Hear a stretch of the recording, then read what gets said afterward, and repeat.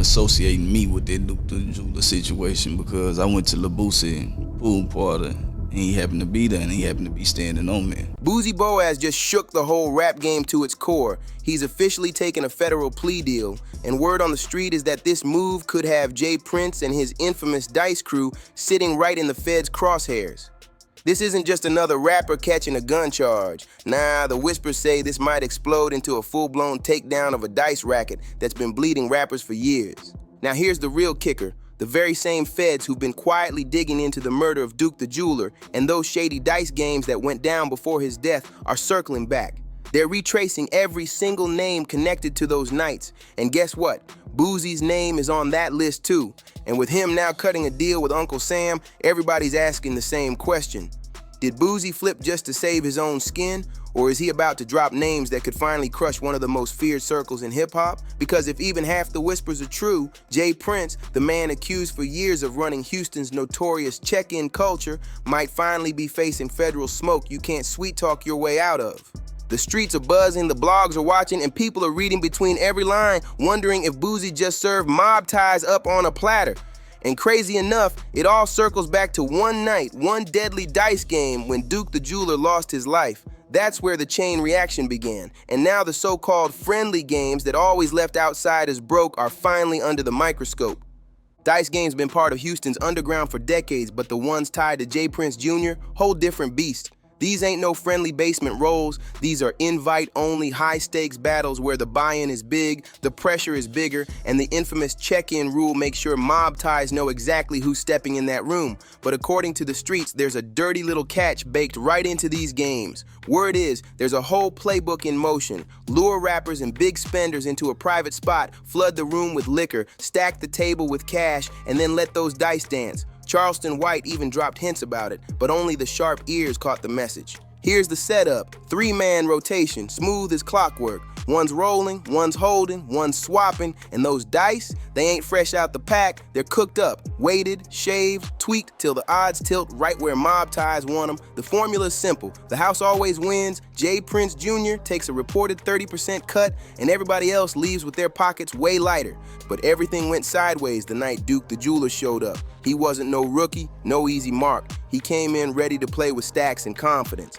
And that's the night the whispers say things got deadly. Duke had just stepped fresh from a Boosie concert, draped in millions worth of ice and moving with pure confidence. But somewhere in that dice room, he got his hands on dice that weren't meant for him, and the whole vibe flipped. Suddenly, he starts stacking wins. First a few thousand, then tens of thousands, until he's sitting nearly $100,000 up. And if you've seen the footage, you know the moment it all shifted, the laughter died down, the whispers got heavy, and the so-called friendly energy turned cold and calculated. Because in a game built for you to lose, winning that big ain't luck, it's a direct threat. Everybody in Texas know what the play is. If you rapping, you celebrity, if you like the strip club, you like to do this, you check in with them, they bringing them bad dice on you. Why you think they Duke the Jeweler, they really couldn't get him? That's why they had to come on home. Minutes later, Duke's heading back to his car. No security, no crew, just him. Then, shots tear through the air. Before anybody can react, Duke's gone. But here's the chilling part. His jewelry was still on him, the cash untouched. This wasn't no stick-up, it was a message. That night, Duke shattered the system's control, and somebody made sure he paid for it. But Duke the Jeweler wasn't some nameless gambler. He was a respected Chicago jeweler, plugged into hip-hop's elite, crafting custom pieces worth millions. His reputation for quality and his presence at major rap events made him a known figure everywhere.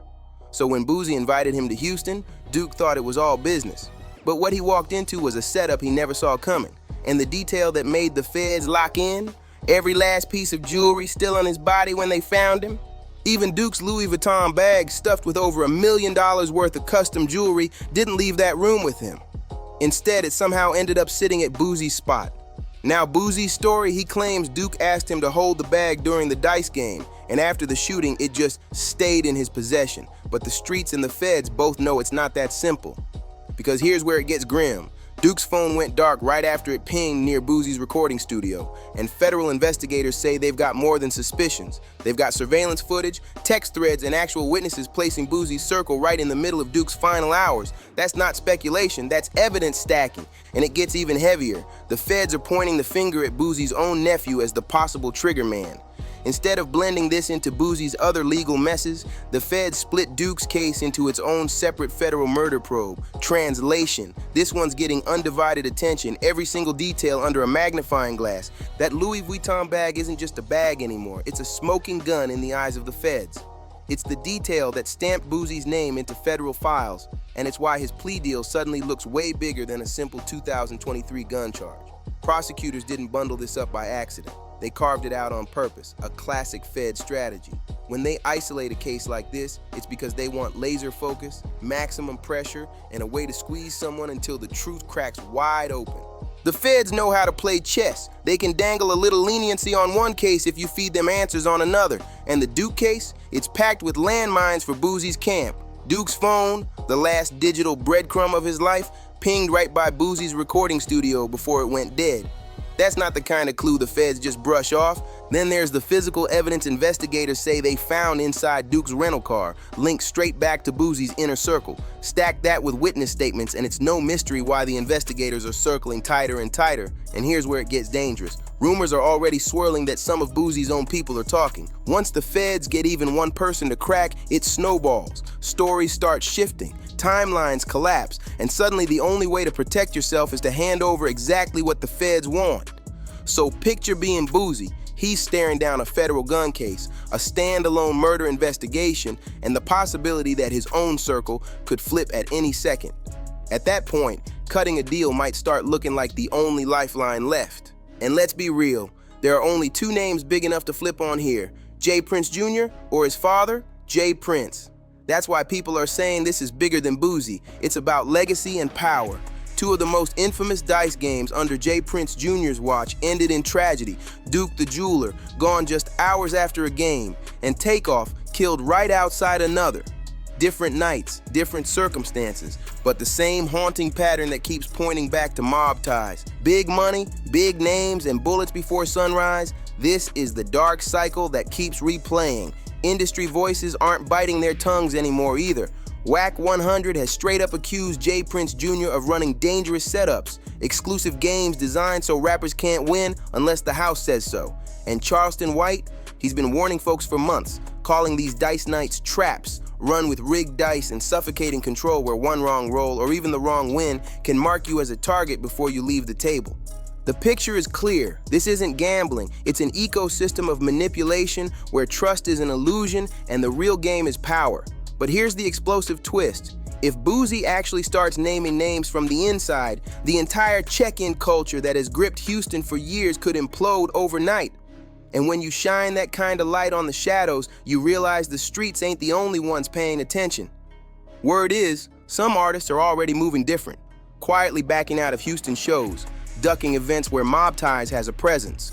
Officially, J. Prince Sr. denies there's any rule about checking in, but insiders say the pressure is real, just wrapped in subtler threats now, enforced through J. Prince Jr.'s network. And after two high-profile deaths tied to dice games, Duke the jeweler and Takeoff, even the boldest names in the industry are asking if the shine is worth the risk. Because this fear isn't only about dodging bullets, it's about the politics you get caught up in once you're at that table. Hip-hop veterans are warning the younger generation loud and clear, stay out of Houston's dice scene, because once you sit down, it ain't about the money you win or lose, it's about who's standing next to you when the night turns deadly. Take Finesse 2 Times, for example. He once stood shoulder to shoulder with J. Prince Jr., but now he's airing out the bad blood in public, accusing mob ties of stiffing him on money and hinting at straight-up disrespect behind the scenes. Then came the rumors of a messy baby mama scandal, throwing even more cracks into the foundation. Whether every detail is true or not, the perception is clear. J. Prince Jr. is losing allies quicker than he can replace them. And it ain't just the artists who are uneasy, the labels are peeping this too. With all eyes on Houston's dice game controversies and the deadly violence linked to them, execs are quietly whispering to their artists, stay away. They know one headline, one viral live stream can wreck a rollout and sink millions in promotion.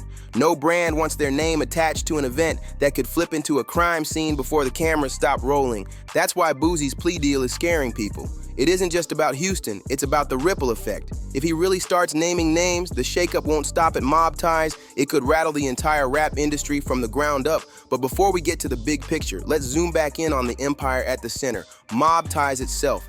Up until now, most of the talk about mob ties has been street whispers and public opinion. But behind the scenes, the feds are reportedly playing a much bigger game.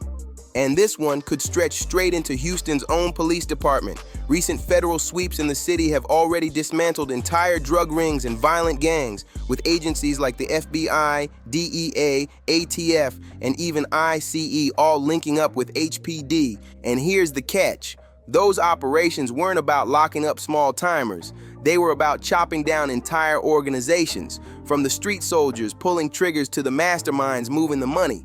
That's the exact kind of federal playbook they could pull if mob ties gets marked as the next target. Whispers in Houston say there are already sealed warrants floating around connected to the crew, the kind that can flip into surprise arrest overnight. And with HPD's criminal intelligence unit working shoulder to shoulder with federal task forces, nothing is off limits anymore. Every favor, every backroom deal, every off-the-record move tied to mob ties is now under the microscope. The walls are closing in, and if those warrants crack open, it could mark the beginning of the end for one of hip-hop's most feared networks. If those whispers about sealed warrants are true, the fallout could be explosive. Imagine mob ties waking up one morning and finding federal agents knocking on doors, scooping up soldiers, lieutenants, and maybe even names at the very top. That's the Fed strategy. They don't move until the case is airtight, and when they finally strike, they come for everybody in one sweep. And the streets know it too. That's why the tension in Houston feels thicker than ever. Artists are second-guessing appearances. Promoters are keeping their distance, and even longtime associates are starting to wonder if being tied to mob ties is a ticking time bomb. Nobody wants to be the next headline, the next rapper caught in the mix after another dice night turns deadly. For J. Prince Sr., the man who built his reputation on control and respect, this storm could be the hardest to weather. If the feds really drop the hammer, his empire isn't just facing heat from the streets, it's staring down the government with unlimited resources and a mission to shut the whole machine down. And if Boosie's deal includes dropping names, that could be the spark that sets the whole takedown in motion. Right now, everything comes down to one move, Boosie's deal. If he keeps it tight, mob ties might weather the storm a little longer. But if he starts naming names, the whole check-in empire that's ruled Houston for decades could crumble overnight. And the timing couldn't be worse. 2 high-profile deaths tied to dice games, artists pulling back from the city, labels quietly stepping away, and federal agents circling closer every single day. The rap world is watching this unfold in real time. And the whispers are getting louder. This might be the first time mob ties faces a threat they can't muscle, charm, or silence their way out of. Because once the feds isolate a case and start stacking evidence, it isn't about street politics anymore. It's about survival. So the question hanging heavy over hip-hop is simple. Did Boosie just make the move that puts mob ties on the chopping block?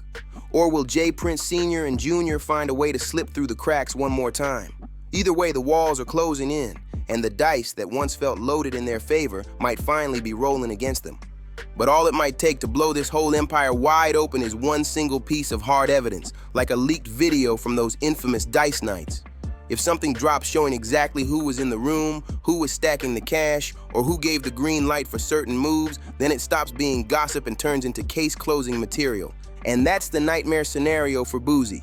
If he's really cooperating, the feds could promise him protection in exchange for intel, but on the streets, that kind of protection can paint the biggest target on your back.